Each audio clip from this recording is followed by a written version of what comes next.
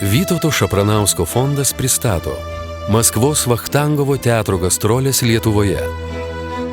Balandžio 19-23 dienomis Vilniaus ir Klaipėdos publika turės unikalią galimybę ne tik prisiminti, bet ir naujai prisiliesti prie vieno unikaliausių spektaklių, kadaise garsinusi visą Lietuvos teatrinę kultūrą, Rimo Tumino Nusišypsok mums viešpatie, Grigorijaus Kanovičiaus romanų motyvais.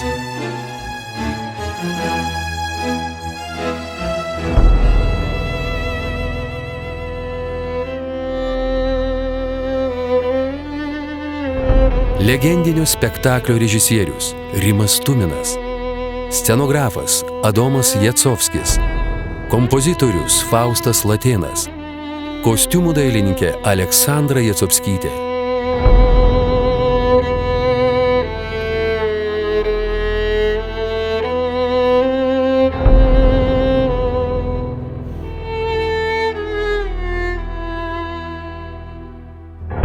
Lietuvos nacionalinėme dramos teatre balandžio 19, 20 ir 21 dienomis.